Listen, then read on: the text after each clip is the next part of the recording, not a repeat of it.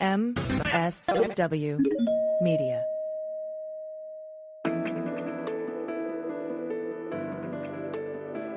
Spy Talk, a podcast at the intersection of intelligence, foreign policy, national security, and military operations.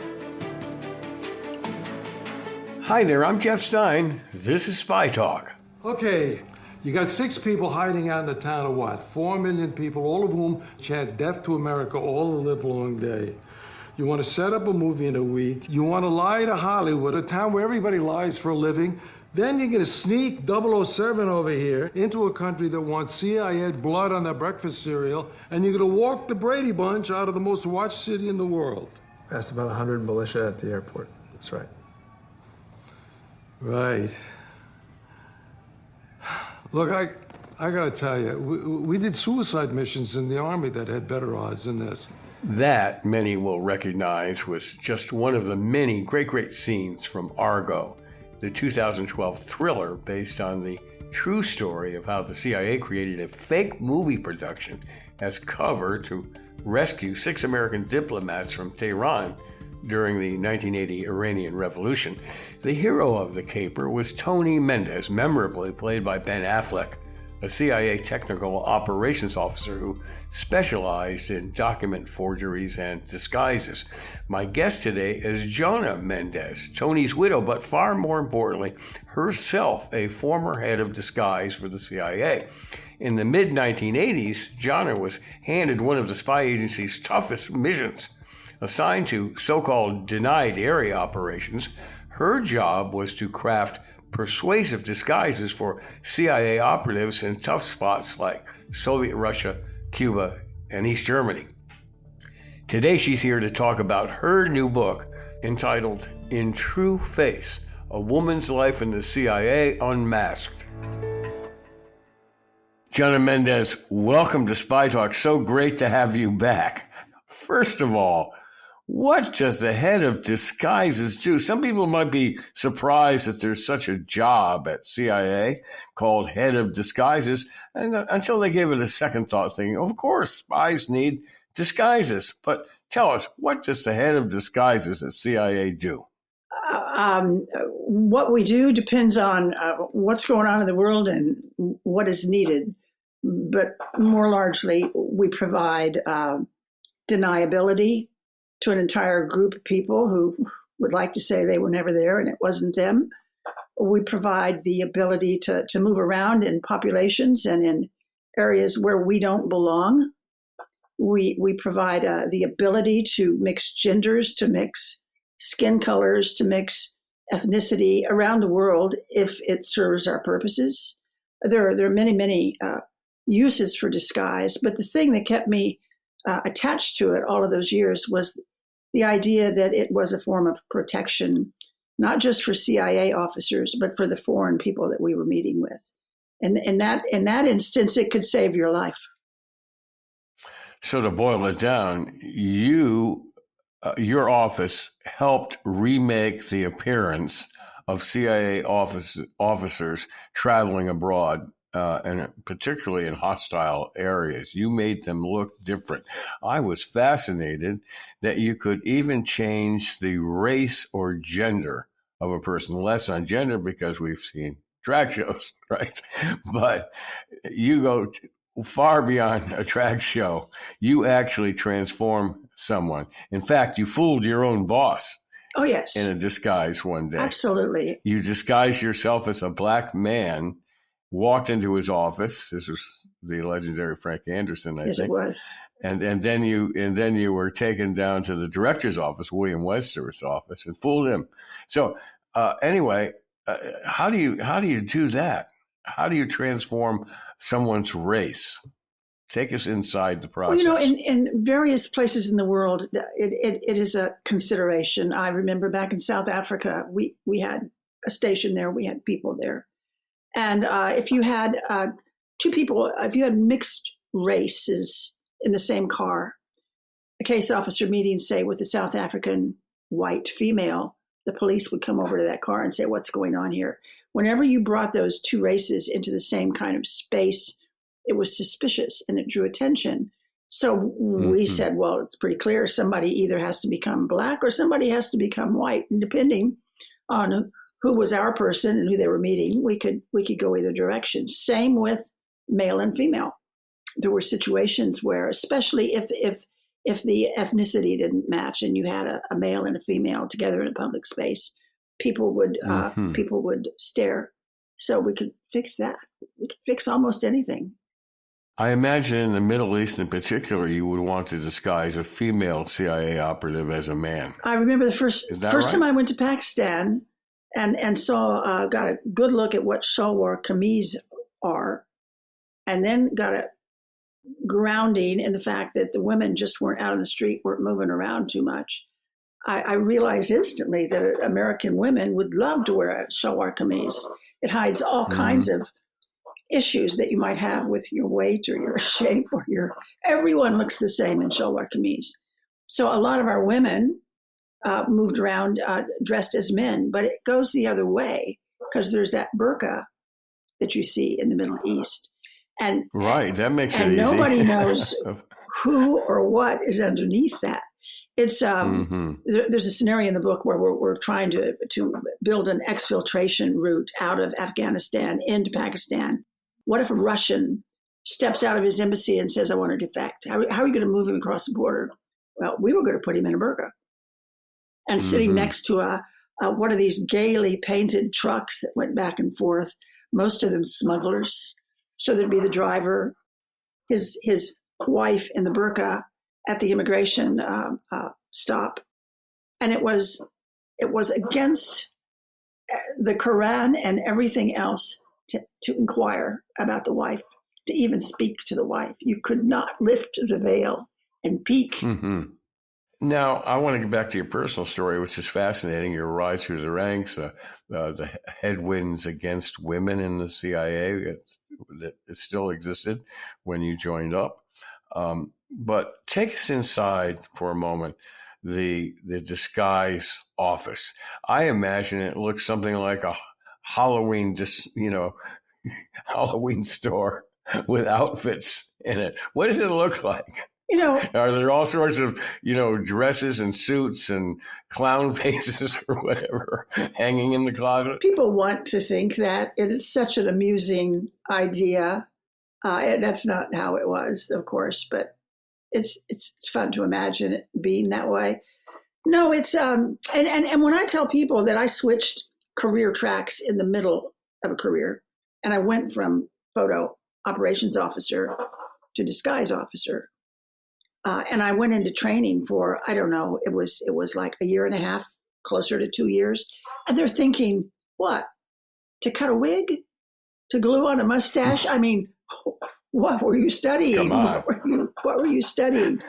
And there was just, and this is the chatter within CIA. Well, yeah, but anyone who came into disguise and brought us their situation told us that they thought they needed a disguise, and we'd walk them through all kinds of possibilities that were not even disguise at all. What are you going to be doing, and where's it going to be, and how long do you have to remain anonymous? And maybe we weren't going to give them a disguise. Maybe we were going to give them some technical piece of gear that could get around that speed bump and accomplish their mission. But if it was a disguise. You could make someone taller. You could make someone fatter. It was additive. You could make them more. You could make them older, not younger, fatter, not thinner, taller, not shorter. We could do more of everything. You couldn't take someone who was terribly unattractive and make them pretty. That didn't work either. So there were a lot of disappointed people going out of the labs thinking, this doesn't make me look great. I was interested to learn from your terrific book that the disguise section had an oven to help mold masks. In fact, one mask, one of your subordinates was making a mask for you that you needed very badly, and it melted in the oven. The oven malfunctioned, or he left it in too long. What tires that are burning? You know what they smell like? It's just a horrible smell. We opened the door, and our lab, that was the smell because the oven had malfunctioned. We made a lot of different kinds of masks for different reasons. They were a very quick disguise because they came with the hair goods, if there were hair goods attached.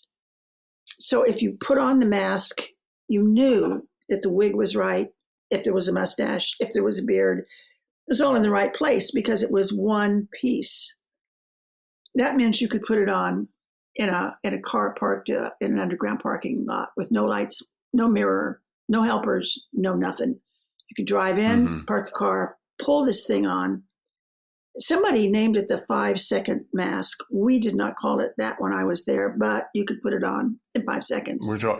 We're talking Tom Cruise territory there. You put it on and change the eyeballs. And there's a registration to the mask part of it, and you can feel it. You know, it almost clicks in place, and you know when that happens, it's all good. So you can put it on quickly, and you could take it off just as quickly and scrunch it down and put it on your armpit and walk off down the street. On and off. Can you tell us about some of your greatest successes in a disguise operation? And likewise, any great heart-pounding moments where a disguise was almost discovered or was discovered? Well, within the parameters of a space in which I'm allowed to talk, those parameters are where I don't get taken off in handcuffs. There's some room for some stories. I think the best known story, and really it is the best story of using a mask, an animated mask, a mask that actually you and I could sit here looking at each other on our screens. I could have on a mask. You would not know it. An example of that was taking one to the White House. And briefing President George H.W. Bush in a mask. I showed him photographs when he had been head of CIA. We'd done some disguise work for him.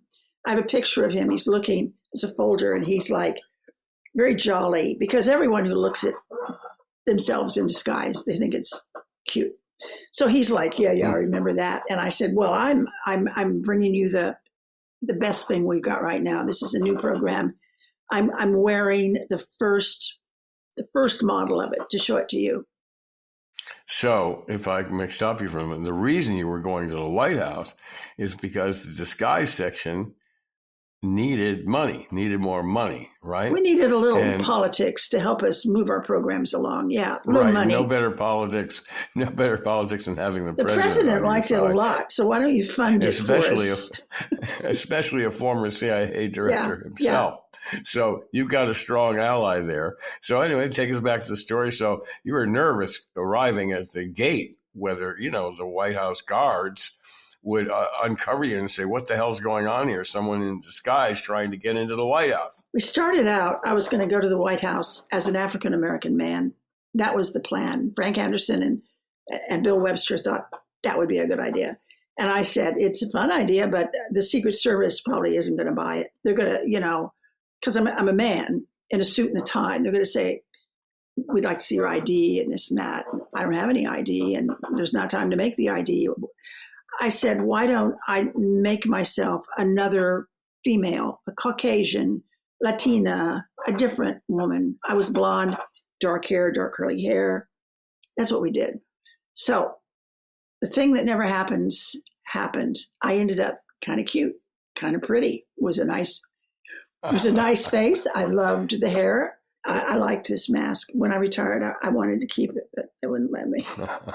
So we got to the Secret Service. And as Bill Webster said, he said, Jonna, just you're going to ride in on my coattails. You don't need ID with me. And he was right. I didn't. They didn't even ask.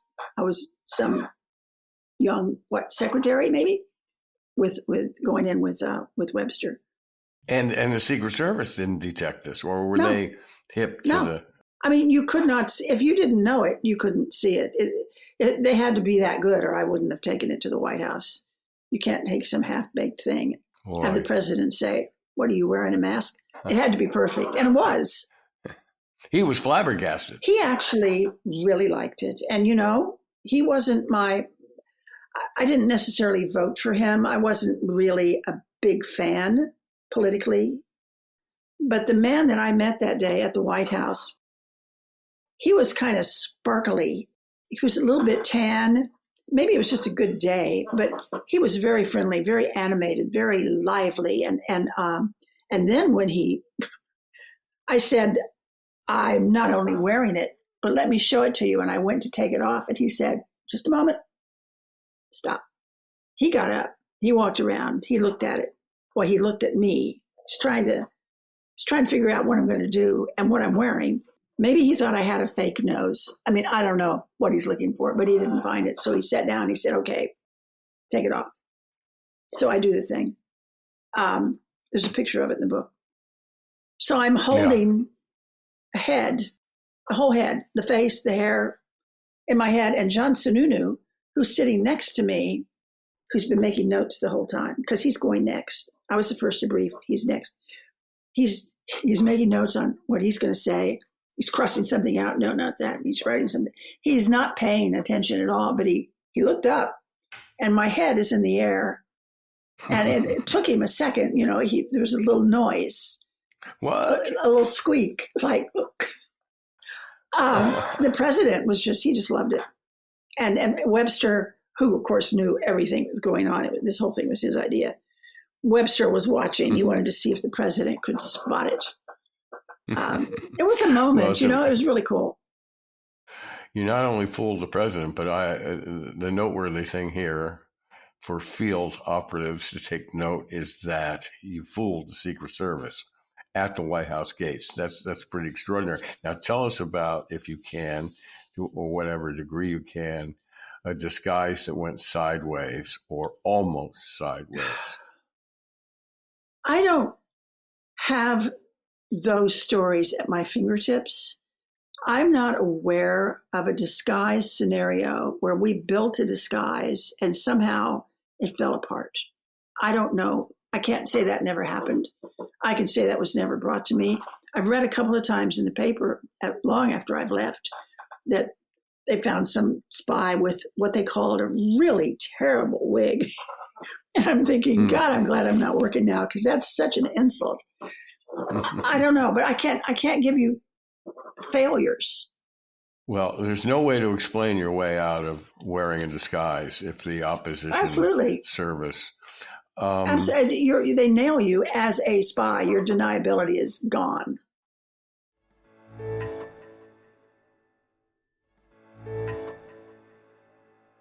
Of course, many people who follow this subject of CIA disguises or fans of spy movies and so on will probably know that your husband, Tony, was the key character in the movie Argo, and the real story behind the movie. Yeah.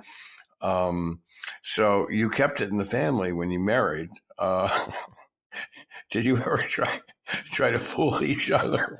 No, but as a prank. But the kids all did really well at Halloween and Halloween contests. Oh, I bet. It was unfair, but it was so fun. Yeah, I've watched that movie about 5 times, and the thing that really I found funny the first time I saw it in a movie theater, I was on the edge of my seat, when they're racing to try to get through the airport into the airplane. I'm on my edge of my seat saying, geez, I hope they make it. And then I said to the guy I was watching the movie, I said, I know what happens. That's how good a movie is. Now, let's move to something else. It's kind of interesting. And it's some subject I'm a little bit familiar with because of my own time in spy school with the Army. We did a course in what's called Flaps and Seals, which is, about letters and documents and so on, and disguising them. So your department had a clandestine imaging division. Tell us about that. I worked there. That was the first half of my career. That's when I was doing photography, photo operations, cameras, film, all of that. It included also secret writing, included microdots, and all the rest of it. CID was an amazing place to work. It was we were handling communications between CIA case officers and their foreign assets, all the different ways that you could You could impersonally relay information without being face-to-face. Face-to-face was a problem in a lot of places, but it was a real problem in Russia. We had so much surveillance, and we had to keep a distance and out of respect for the assets to keep them safe. And of course, they were happy to be kept safe. So there was a lot of stuff moving back and forth through the mails. It was an interesting place to work. So in one kind of instance, there's a letter that you had to examine whether it could be credibly shipped across national borders and be properly disguised. Tell us about that. Every one of our foreign assets that would communicate, they would be given an address. We called it an accommodation address. This is where you send your mail to, usually across international borders.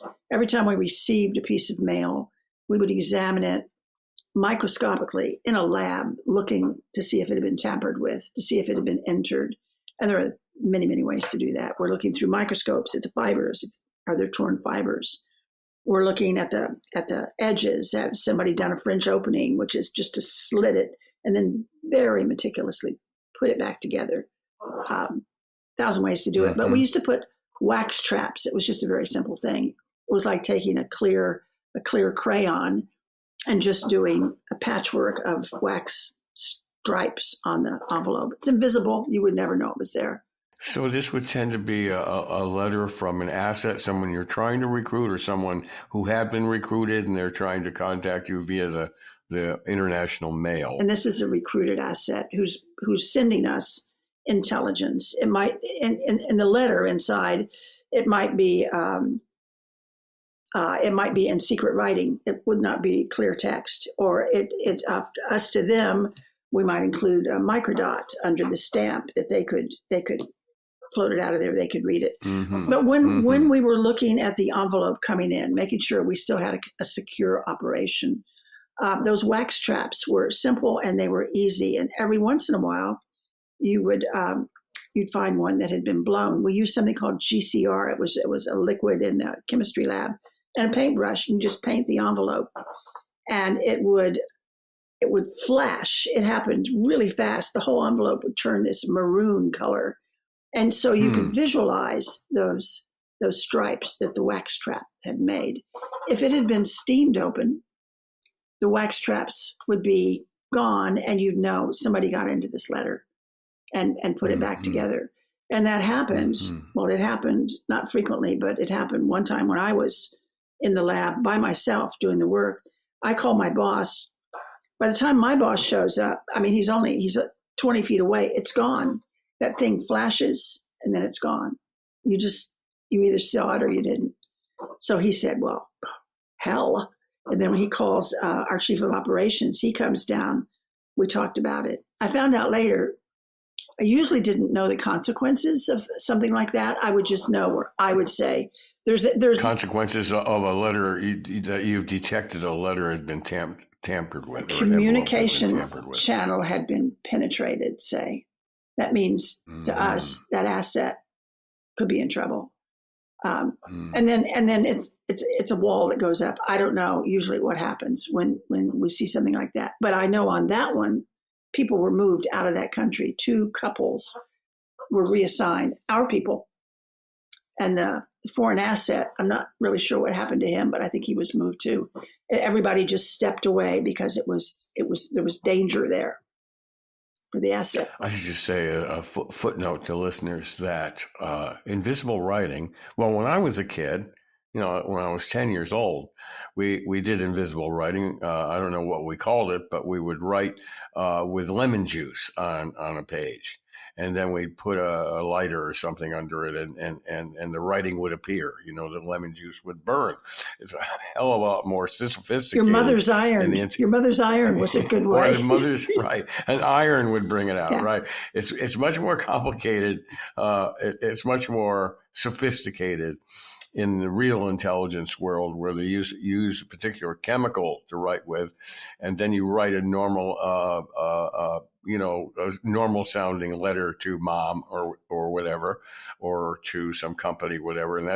And the agent puts the intelligence in the invisible writing, which is then made visible when it's received at CIA headquarters or CIA stations and so on. Well, the SW, the secret writing system, can be as simple as that, or it can be as complicated and sophisticated as one of the last ones I dealt with. We did the SW, the secret writing, and we gave the asset. He was out of his country. We gave him the developer for when he received a letter from us. This is the developer that you need to use. And in that instance, make the invisible visible. In that instance, they were pills. They look like pills. We put them in a blister pack, sort of like you would see at CVS pharmacy when you buy Advil or something. Each one had a little blister pack. There were like 12 of them. Put it in a package of for dog worming medicine. And the guy who had a dog took this back with him from his foreign trip. And when he got his SW, he would and we thought, he was going to a really, really severe place. And we thought when we're making the developer, what if they ask you to ingest it? What if they, and we thought they would never ask someone to ingest dog worming medicine. So we thought that was a good choice. Have intelligence services learned how to cope with biometric border checks? This is a really, really tough challenge. I wrote about this at least a dozen years ago about how the new biometric imaging and so on, facial recognition technology has made crossing borders really difficult for intelligence officers, particularly CIA. I assume this was true for Russians and Chinese as well. You used to be able to fly into Saudi Arabia under one identity, go to your hotel, change your papers, pick up new fake papers and maybe some disguise elements and walk out of the hotel, go to a mission in another city, and then maybe even change identities there to get out of the country. So this has been flattened by the new biometrics. Is that true? I can't say, I can't agree with flattened, but it's been changed. It must have been transformed. First of all, Tony always said, you can't do espionage from your armchair. You're going to be out there. You're going to be flying. You're going to be crossing borders. You're this and that. There are requirements to get the information.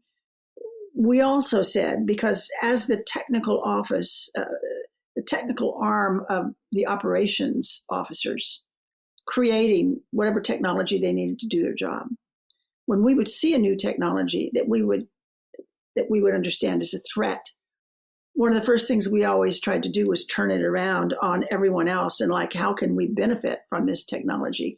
How can we use this for our own purposes? At the same time, how can we defeat it? Tony's approach was, he was always one or two steps ahead of what was going on when it was border crossings and when it was the databases and it was the smart cards. And he said, well, simple. We'll just get inside the company that makes the smart cards, and there'll be a special batch for us. He was always trying to. How can we do? Well, now we are beyond that. If there's a camera on every street corner, and I believe that there are in so many places in the world, you have to reinvent the way you do your work. And I don't know what they're doing. I know there's a huge problem, and they have to be dealing with it.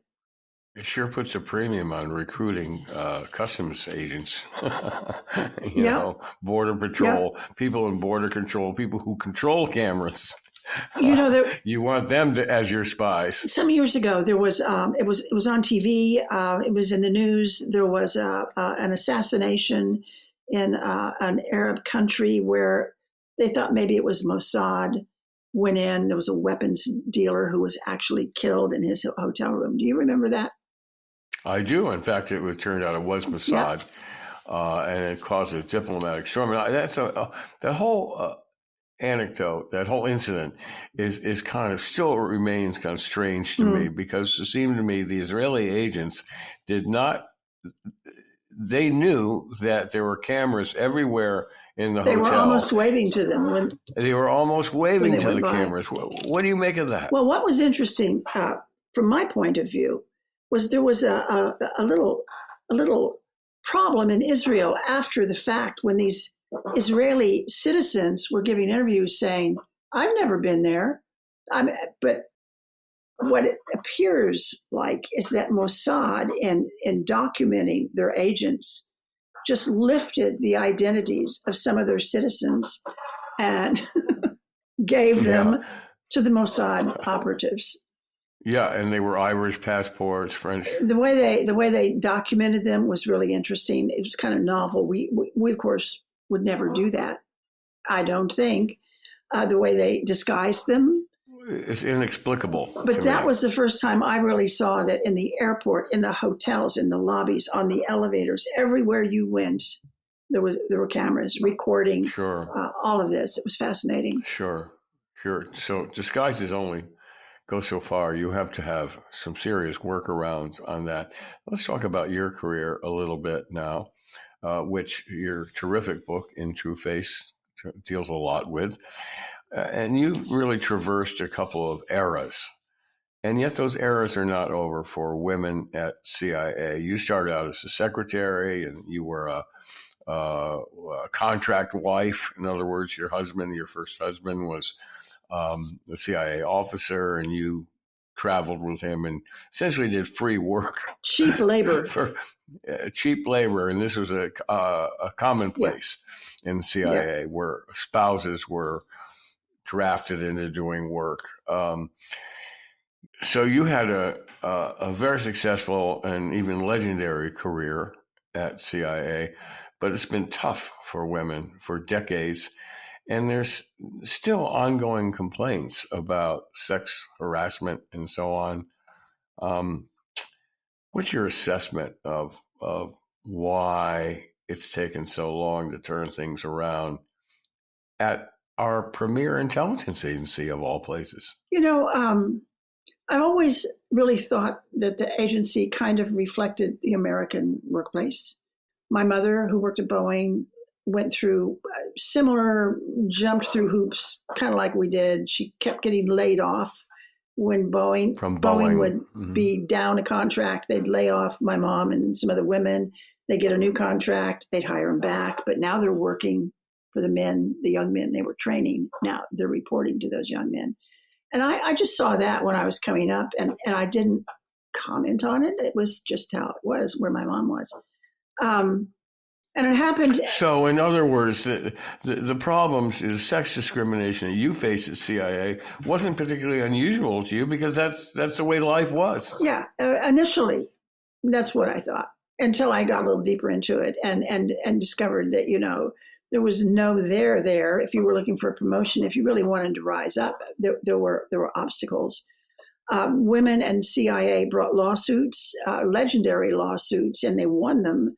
You discovered things like, the women weren't being promoted because they hadn't received the training. They'd never been told that they needed the training to be promoted, things like that. Just issues in the system itself. I think it's changing. I think that the problem that remains, the one that I pay most attention to, is in the operational element of the CIA, where the men have just steadfastly said, women cannot do our jobs. They can't meet with foreign assets overseas, train them, teach them how to be secure in the communications, keep their families safe, keep their children safe. Men are never going to trust you with things that are that foundational. They're just not. And I said, that's BS. I'm being kind because tender ears may hear our talk. BS. BS. No, I said, I know that being a woman, I have some softer powers that you don't have. I care more. I'm gentler. I'm a better teacher. I'll let them do it over and over, and I won't let them leave till I know they've got it right. You, mano a mano, are going to say, did you get that? That enciphered communication thing. Did you get that? I just showed it to you. Did you get it? And the man's going to say, oh, yes, I got it. Because it becomes like an ego thing. Mm-hmm. And if he doesn't have it, he's going to stumble a little later. Women typically, I don't want to stereotype women, but we are better teachers. We are more caring, kinder people. Men that are vulnerable tend to look to us for support. They like working with women. I never encountered a problem with working with men. And caring, hand-holding is a big part of running a spy operation. Yeah. This is nerve-wracking business. We've recruited a foreigner to steal documents, say a Chinese missile engineer. He's nervous, most likely a he. Certainly an Iranian, he would be very nervous operating as a spy, as a traitor. And this is where case officer skill comes in calming, keeping that agent calm, assuring them that you've done everything to protect him, and we're going to get your information out without exposing you, and so on. And so empathy is a very big part of being a spy master, a spy handler, which you don't see a lot in the movies. Couldn't agree with you more. You know, in Russia, it was so dangerous that we almost couldn't meet face to face with the assets. And of course, the Russians didn't care about us. They wanted us to lead them to their own people who were betraying their country. But you did have to meet with them every once in a while. You have to have a sit down, person to person, eye to eye, and tell them, "We know you're taking risks. We want you to know you're doing a great job. We're watching. We're taking care of you. We are protecting you." Women can say that just as well, maybe better than men in some instances. So the men just never wanted to let go of that connection in the field. Women have been running the CIA for a while now, up on the 7th floor that we call it.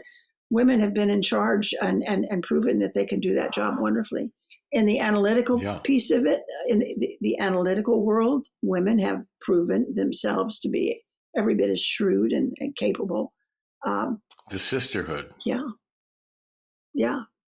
Jonna, it's always such a pleasure. We could go on and on and on. Yeah, we could.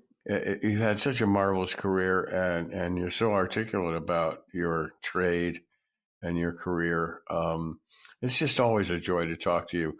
So just want to tell readers, run out and get this terrific and very entertaining book, In True Face, A Woman's Life in the CIA, Unmasked. See you around next time. Thank you, Jeff. It was a joy to talk to you. It has been every time we've done it. And that's it for this week's Spy Talk, one of the more entertaining shows, I think, since we launched about 3 years ago. Speaking of which, be sure to check out our complete podcast archive on Apple or wherever you get your podcasts. And if you haven't already, do check out the SpyTalk.co news site on Substack, where we offer a steady diet of scoops and original analyses from the intersection of intelligence, foreign policy, and military operations. Just Google Spy Talk and you'll quickly find your way there. This edition of the Spy Talk podcast was smoothly produced, as always, by Kanai and edited by Molly Hawkey for MSW Media. That's it. See you around. I'm Jeff Stein. For more original reporting and insights like this, subscribe to SpyTalk.co on Substack and follow us on Twitter at @talk_spy. If you enjoyed our podcast, subscribe and leave a review on Apple Podcasts, Spotify, or wherever you get your podcasts. MSW Media.